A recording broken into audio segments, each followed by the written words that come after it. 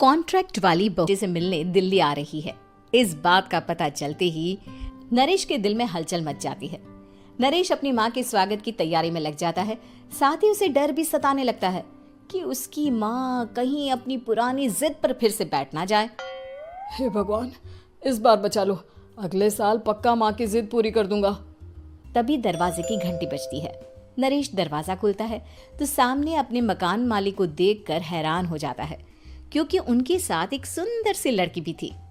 अब नमस्ते अंकल, कुछ काम था, मुझे बुला लेते। आपने क्यों कष्ट किया? अरे नहीं नहीं, इसमें कष्ट कैसा, मैं तो बस तुम्हें रीना से मिलवाने आया था।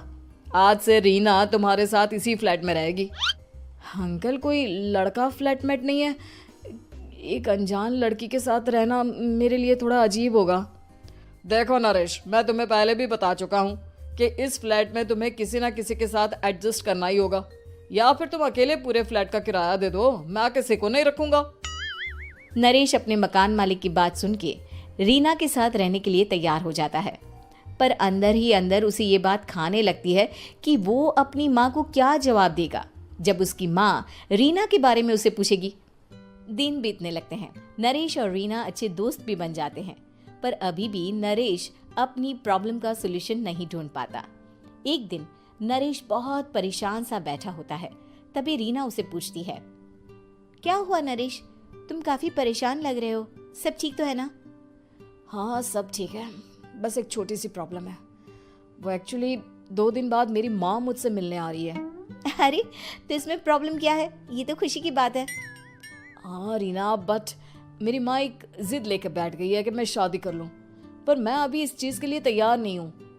ऊपर से जब वो तुम्हें देखेगी तो 100 सवाल करेगी, क्या जवाब दूंगा? अरे इसमें कोई टेंशन वाली बात नहीं है, मेरे पास ना इस प्रॉब्लम का सलूशन है, जिससे ना तुम्हें शादी करनी पड़ेगी और ना ही तुम्हारी माँ मेरे बारे में कुछ पूछेंगी। रीना की बात सुनकर नरेश सोच में डूब जाता है।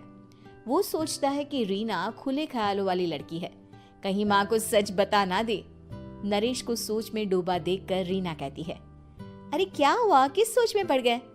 डोंट वरी, जैसा तुम सोच रहे हो ना वैसे कुछ भी नहीं है, मेरे पास एक प्लान है। मैं कुछ समझ नहीं पा रहा हूँ, कैसा प्लान? मैं समझाती हूँ। हम ना एक कॉन्ट्रैक्ट मैरिज कर लेते हैं। फिलहाल मेरे पास जॉब नहीं है, तो तुम इस रूम का किराया दे देना जब तक तुम्हारी माँ यहाँ रहेंगी, सिर्फ तब तक।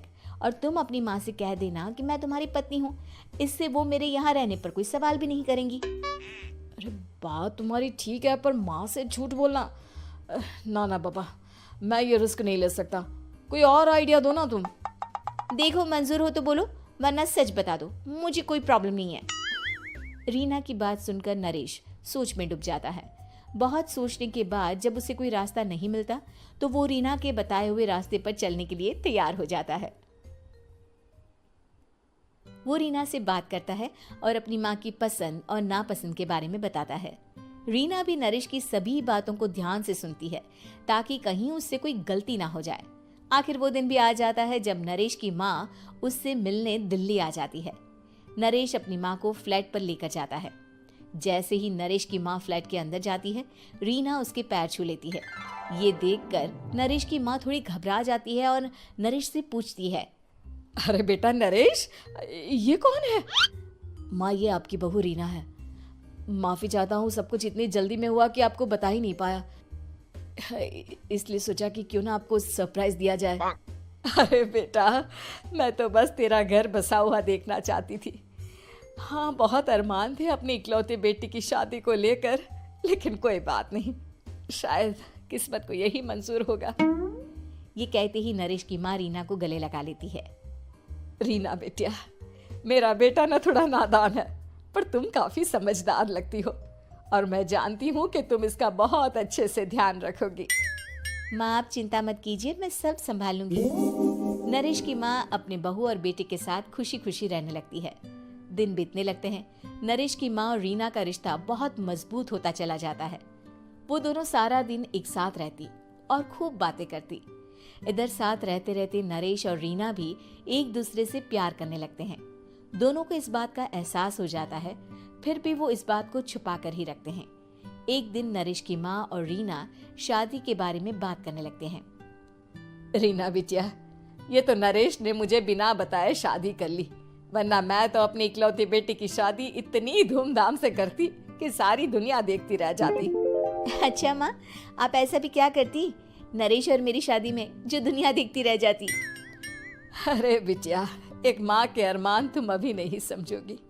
मैं तो अपनी बहू को एक रानी की तरह लेकर आती और शादी भी बिल्कुल शाही अंदाज में करती, पर मेरे तो सारे अरमान ऐसे ही रह गए। खैर, मुझे तो अपने बेटे और बहू की खुशी चाहिए बस। ये कहते हुए नरेश की माँ की आंखों में आंसू आ जाते हैं।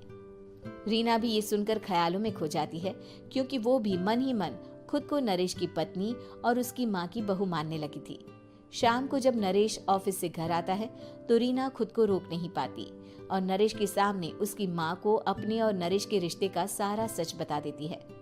रीना की बात सुनकर नरेश की माँ दोनों से बहुत नाराज हो जाती है और घर वापस जाने की बात करने लगती है। तुम दोनों ने मुझसे सच छुपाकर बहुत ठेस पहुंचाई है मुझे। अब तुम लोगों के साथ नहीं रहना चाहती मैं, कल ही वापस चली जाऊंगी अपने घर। माँ, मुझे माफ कर दो, ये सब मैंने रीना के कहने पर ही किया है, वरना मैं भी आपको कभी ठेस पहुंचाने के बारे में सोच भी नहीं सकता। हाँ माँ, हमने ये सिर्फ आपका दिल रखने के लिए किया, प्लीज हम दोनों को माफ कर दीजिए। तुम दोनों ने मेरे अरमानों के साथ खिलवाड़ किया है, और वैसे भी मुझे अपने बेटे के लिए एक अच्छी लड़की ढूंढनी है, इसलिए मेरा यहाँ से जाना ही बेहतर होगा। माँ की ये बात सुनकर रीना खुद को रोक नहीं पाती। माँ, क्या मैं आपके घर की बहू बनने लायक नहीं हूँ? रीना की बात सुनकर नरेश हैरान रह जाता है। नरेश की माँ भी कुछ समझ नहीं पाती। मैं कुछ समझी नहीं, आखिर तुम कहना क्या चाहती हो? माँ, मैं वो नरेश से बहुत प्यार करती हूँ और साथ ही साथ मैं आपको भी अपनी माँ मान बैठी हूँ। आज जब आपकी बातें सुनी तो खुद को रोक नहीं पाई, इसलिए सारा सच आपको बता दिया। रीना की बात सुनकर नरेश की माँ की आंखों में आंसू आ जाते हैं और वो अपने बेटे नरेश और रीना को गले लगा लेती है। मेरे घर की बहू तो सिर्फ रीना बिटिया ही बनेगी। मैं आज ही तुम दोनों की शादी की तारीख निकलवा दूंगी, बस एक बार तुम्हारे घर वाले मान जाए। उसी दिन रीना के माता पिता भी उनके फ्लैट पर आ जाते हैं। दोनों परिवार आपस में बैठकर बातें करते हैं और शादी के लिए राजी हो जाते हैं। रीना भी कॉन्ट्रैक्ट फाड़ देती है और कहती है, सही मायने में मैं अब बहू बनूंगी, अब तक तो सिर्फ कॉन्ट्रैक्ट वाली बहू थी।